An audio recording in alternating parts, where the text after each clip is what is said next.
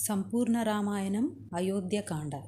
దశరథ మహారాజు కైకేయి మందిరంలోకి వచ్చారు. ఎప్పుడూ ఎంతో ప్రేమతో ఎదురు వెళ్ళే కైకేయి కనపడలేదు. ఆ మందిరమంతా చెల్లాచెదురుగా ఉంది. రాజు యొక్క గుండె జల్లుమంది. అక్కడ ఉన్న దాసిని అడిగితే ఎందుకో తెలియదు, రాణిగారు చాలా కోపంగా నేలపై పడి ఉన్నారు కోపగృహంలో. దశరథ మహారాజు భయంతో వెంటనే కోపగృహానికి వెళ్ళారు. కైకేయి నేలపై ఉండడం చూసి దశరథ మహారాజు తట్టుకోలేకపోయారు.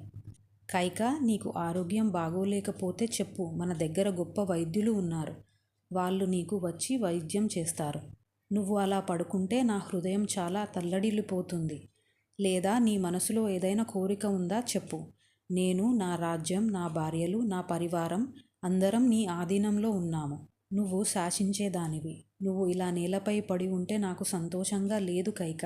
నీ కోరిక ఏదైనా తప్పకుండా నెరవేరుస్తా. కైకేయి అంది, నువ్వు అలా అంటే సరిపోదు. నాకు నిజంగా కోరిక ఉంది. అది అడిగిన వెంటనే ఇలాంటి కోరిక అడిగావు అని తీర్చకుండా ఉండకూడదు. ప్రమాణం చేయు. నేను ఎవరిని చూడకుండా ఒక్క నిమిషం ఉండలేనో, ఎవరి మాట నా చెవిన వినపడకపోతే ఉండలేనో, నా ప్రియపుత్రుడు అయిన రాముడిపై ప్రమాణం చేసి చెబుతున్నా, నీ కోరిక తీరుస్తా.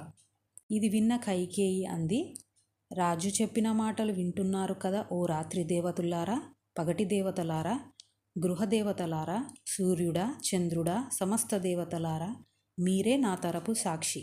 రాజా, జ్ఞాపకం తెచ్చుకో, ఒకసారి సంబరాసురుడిపై యుద్ధానికి వెళ్ళాం. అప్పుడు నేను నిన్ను 2 సార్లు రక్షించా. దానికి నువ్వు 2 వరాలు ఇచ్చావు. ఆ 2 వరాలని ఇప్పుడు అడుగుతున్నా. ఏ రామచంద్రమూర్తికి యువరాజు పట్టాభిషేకం చేయడం కోసమని ముహూర్తం నిర్ణయించావో అదే ముహూర్తానికి భరతుడికి పట్టాభిషేకం చెయ్యాలి. రాముడు 14 సంవత్సరాలు దండకారణ్యంలోకి వెళ్ళాలి. నారచీర కట్టుకొని, జిల్లేడు పాలు పోసుకొని జడలు కట్టుకోవాలి. మాంసాహారం తినకూడదు. తపస్వి ఎలా బతుకుతాడో అలా తేనె తాగాలి, దుంపలు తినాలి.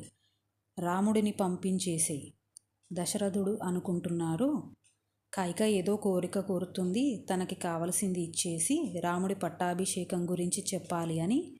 చాలా సంతోషంతో ఉన్న రాజు కైకేయి మాటలు విని నేలపై పడిపోయాడు. కైకేయి కొంచెం కూడా కదలకుండా అలా నేలపై ఉంది. దశరథ మహారాజు పిచ్చివాడిలా, రోగిలా, ఆకలి ఉన్నవాడిలా మాటలు రాక తడబడి తలబాదుకుంటూ ఏడుస్తూ మాట్లాడుతున్నాడు. పాప ఫలితం అనుభవించాలి. ఎప్పటి కాలాన్ని ఎలా మారుస్తాడో ఆ పరమాత్మ. ఎంత భయంకరమైన మాట మాట్లాడావు కైక. ఇలాంటి మాట వినాల్సి వస్తుంది అని నేను జీవితంలో అనుకోలేదు. ఆ రాముడు నీకు ఏ అపకారం చేశాడు? ఎన్నడూ తన తల్లిని నిన్ను వేరుగా చూడలేదు. నీకు, సుమిత్రకు తన తల్లికి ఎలా సేవ చేశాడో అలా సేవ చేశాడు. ఒక్కరోజు మాట తప్పలేదు. రాముడి గురించి తప్పుగా మాట్లాడిన వాళ్ళు ఈ కోసల రాజ్యంలో ఒక్కరు లేరు. నీ దగ్గరికి వచ్చి యువరాజ పట్టాభిషేకం ఎప్పుడు చేసినా అది రాముడికే చేయాలి అని చెప్పేదానివి. రాముడికి, భరతుడికి తేడా లేదు అని చెప్పేదానివి. అలాంటి నువ్వు ఎవరి చెప్పుడు మాటలు విన్నావు? నువ్వు ఎందుకు రాముడిని 14 సంవత్సరాలు దండకారణ్యంకి పంపించాలి అనుకుంటున్నావు? నా రాముడికి కొంతకాలం క్రితమే వివాహమయ్యింది. అంతఃపురంలో ఉండి సుఖాలు అనుభవించాల్సిన వాడు, మంచి యవ్వనంలో ఉన్నవాడు. అలాంటి రాముడు దండకారణ్యంలో ముతక వస్త్రం కట్టుకొని, పాదుకలు లేకుండా, ముళ్ళు కాళ్ళకి కుచ్చుకొని, రక్తం కారుతూ, జిల్లేడు పాలు తలపై పోసుకొని, జటలు కట్టిన తలతో, ఆకలి వేస్తే తేనె తాగి, కందమూలాలు తిని చెట్ల కింద రాముడు పడుకోవడమా? అది ఊహించి నేను బ్రతకగలనా? పైగా నేను నీకు ఒక్క మాట చెబుతున్నా, నేను వృద్ధాప్యంలో ఉన్నా, జీవితంలో ఆఖరిన ఉన్నా. కైక, రాముడిని విడిచిపెట్టి నేను ఉండలేను. నువ్వు నన్ను అడుగు, కౌసల్యని, సుమిత్రని వదిలిపెట్టమని, వదిలేస్తా. లేదా నా ప్రాణాలు విడిచిపెట్టమను, వదిలేస్తా. నీ పాదాలు పట్టుకుని ప్రార్థిస్తున్నా కైక, రాముడిని 14 సంవత్సరాలు పంపమని అడగకు. రాముడిని పంపిస్తే సీత ఏడుస్తూ నా దగ్గరికి వచ్చి తన భర్త ఏ తప్పు చేశాడని దండకారణ్యంలోకి పంపారు అని నన్ను అడిగితే ఏమని చెప్పను? రాముడిని పంపితే నా ప్రాణాలు నిలబడవు. నువ్వు విధవవి అవుతావు, దిక్కులేని దానివి అవుతావు. కైక, నేను సత్యం చెబుతున్నా. నన్ను బ్రతికించుకో, నీ పసుపు కుంకుమాలు నిలబెట్టుకో. రాముడు భరతుడికి ఏ అపకారం చేయడు. నీకు ఎవరో లేనిపోని విషయాలు చెప్పారు.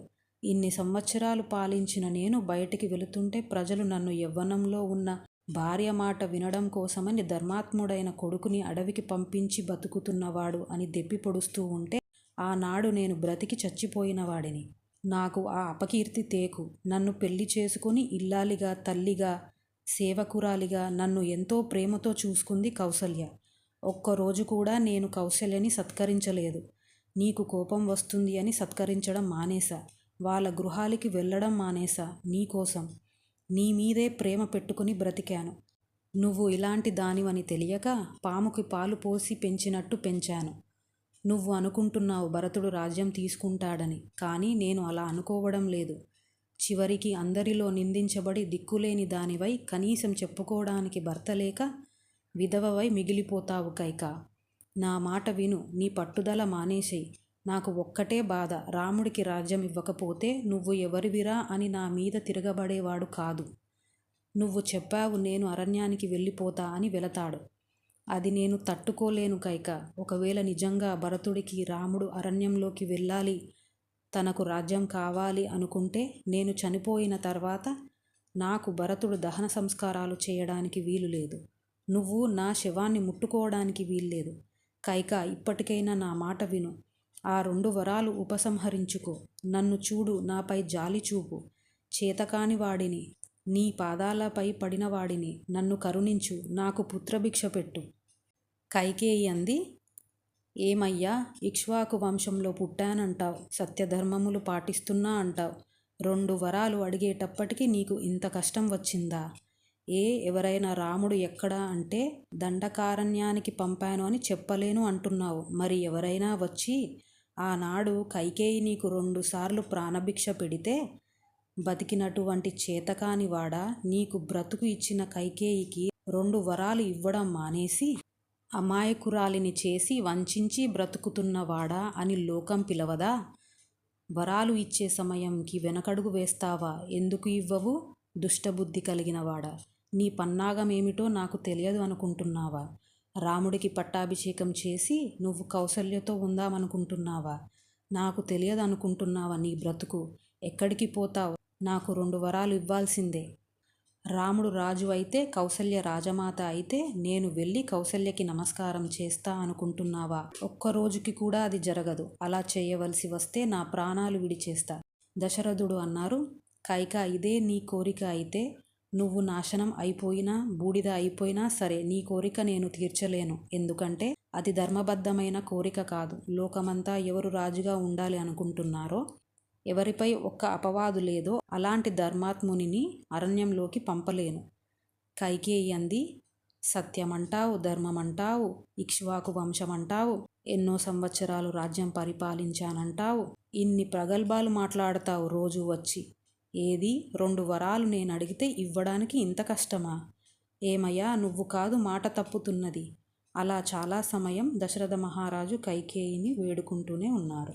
కైకేయి అంది, తెల్లవారు అవుతుంది. నువ్వు సూర్యవంశం వాడివి. సత్యానికి, ధర్మానికి కట్టుబడడం నేర్చుకో, బుద్ధి తెచ్చుకో. తెల్లవారింది కాబట్టి రాముడు వస్తాడు. అతన్ని చూసి మాట మార్చినా, భరతుడికి రాజ్యం ఇవ్వకపోయినా, రాముడిని దండకారణ్యంకి పంపకపోయినా నువ్వు నన్ను వదిలేసినట్టుగా అనుకొని నాకు 2 వరములు ఇవ్వలేదు కనుక విషం తాగి ఇదే గదిలో నేను చనిపోతా. దశరథుడు అన్నారు, కర్కశంగా ఉండి నీ కోరిక నెరవేర్చుకుంటున్నావు. ఒక్క మాట గుర్తుపెట్టుకో. నువ్వు నన్ను బాధ పెట్టావు గనక రాముడిని చూస్తూ చనిపోతా అంటే ఆ వరం నాకు ఇవ్వలేదు కనుక మంత్రపూర్వకంగా అగ్నిసాక్షిగా నిన్ను పాణిగ్రహణం చేశానో అలాంటి నిన్ను ఇప్పుడే వదిలేస్తున్నా. ఇక నువ్వు నా భార్యవి కావు. నేను ఖచ్చితంగా మరణిస్తా. విధవ కొడుకు కలిసి రాజ్యం ఏలుకోండి. ప్రజలు అందరూ చీకొడతారు. తెల్లవారు అయింది. పట్టాభిషేకం కోసం అంతా సిద్ధం అవుతుంది.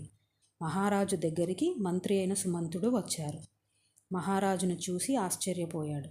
మహారాజా, అంతా సిద్ధమైంది. అందరూ మీకోసమే ఎదురు చూస్తున్నారు. రాజు మాట్లాడలేక కన్నీళ్లు కారుస్తూ ఉన్నారు. ప్రభు, ఎందుకు అలా ఉన్నారు? కైకేయి అంది, రాత్రంతా ఎంత సంతోషంగా ఉన్నాడు అనుకుంటున్నావు? పడుకోండి రాజా అంటే తెల్లవారితే నా రాముడికి పట్టాభిషేకమని ఆ సంతోషంలో నిద్రపోలేదు. నా ఆజ్ఞకి రాజు ఆజ్ఞకి తేడా లేదు. రాజు పిలుస్తున్నాడు అని రాముడిని తీసుకునిరా. సుమంతుడు రాముని యొక్క అంతఃపురానికి వెళ్ళారు. సీతాదేవి చేత అలంకరించబడి రామచంద్రమూర్తి ఎంతో సంతోషంగా ఉన్నారు.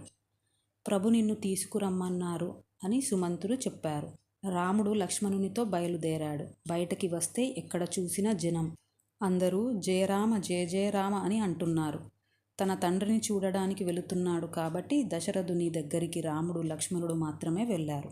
రాముడు ఎప్పుడూ దశరథుని అలా చూడలేదు. ఓ పిచ్చివాడు ఎలా ఉంటాడో, కళ్ళు ఎర్రగా వాచిపోయి ముఖమంతా కన్నీటితో జీవచ్ఛవంలా నీరసంగా రాముడి వంక చూడలేక పడి ఉన్నాడు. రాముడు అన్నాడు, అమ్మా, నాన్నగారు ఎందుకు ఇలా ఉన్నారు? నేను ఎప్పుడూ ఇలా నాన్నగారిని చూడలేదు. నా వల్ల ఏమైనా పొరపాటు జరిగిందా? నాన్నగారు నా వల్ల దుఃఖపడితే నేను జీవించలేను. ఏదైనా దుర్వార్త విన్నారా? అమ్మా, చెప్పమ్మా, ఏమైంది? కైకేయి అంది, నేను చెప్తా రామా, కానీ నువ్వు విన్నాక ఇది చాలా కష్టం, నేను చేయలేను అనకూడదు. నువ్వు ఆ పని చేస్తే చాలా సంతోషంగా ఉంటాడు. నువ్వు మాట ఇవ్వు రామా, నీకు చెప్తా. ఇది విన్న దశరథుడు చీ అని మళ్ళీ ఏడుస్తున్నారు. రాముడు అది చూసి తట్టుకోలేక, ఏమైంది అమ్మా, అలా విచిత్రంగా మాట్లాడుతున్నావు? అమ్మా, రాముడికి 2 మాటలు చేతకావు. రాముడు అంటే ఒక్కటే మాట. నువ్వు అడుగు, అది ఏదైనా చేసేస్తా. నాన్నగారు సంతోషంగా ఉండాలి. చెప్పమ్మా, ఏమి చెయ్యాలో? నేను చేసేస్తా. కైకేయి అంది, నేను నిన్న రాత్రి మీ నాన్న సత్యసంధుడని పూర్వంలో 2 వరాలు ఇచ్చాడని అవి అడిగా. 14 సంవత్సరాలు నువ్వు నారచీర కట్టుకొని పాదుకలు లేకుండా జటలు కట్టుకున్న తలతో ఒక్క తపస్వి ఎలా ఉంటాడో అలా నువ్వు అరణ్యములలో దండకారణ్యవాసం చేయాలి అని, నిన్ను రాజుని చేసే ముహూర్తానికి భరతుడికి పట్టాభిషేకం చేయాలి అని అడిగా. అప్పటి నుంచి ఇలా పడిపోయి ఉన్నాడు. అందుకని రామా, ఈ 2 కోరికలు నువ్వు తీరిస్తే మీ నాన్న సంతోషిస్తాడు. నువ్వు తీరుస్తావో తీర్చవో అని బెంగ పెట్టుకున్నాడు. రాముడు అన్నారు, అమ్మా, ఎంత మాట అన్నావు. నాన్నగారు అడగడం నేను కాదనడమా? తప్పకుండా చేసేస్తా. అమ్మా, నాకు నిజంగా తెలియదు భరతుడు రాజ్యం చేయాలి అని అనుకుంటున్నాడని. కొంచెమైనా తెలిసి ఉంటే నేను రాజ్యమేమిటి, భరతుడి కోసం నా ప్రాణాలే ఇచ్చేస్తా. ఇది తెలియక నేను పట్టాభిషేకానికి ఒప్పుకున్నా అమ్మా. తమ్ముడు పట్టాభిషేకం చేసుకుంటే నేను చాలా సంతోషిస్తా. కానీ అమ్మ, నేను ఎందుకు బాధపడుతున్నానంటే, నాన్నగారు ఈ విషయం చెప్పడానికి ఇంత బాధపడుతున్నందుకు నా గుండె కాలిపోతోంది. నాన్నగారిని సంతోషంగా ఉండమనండి.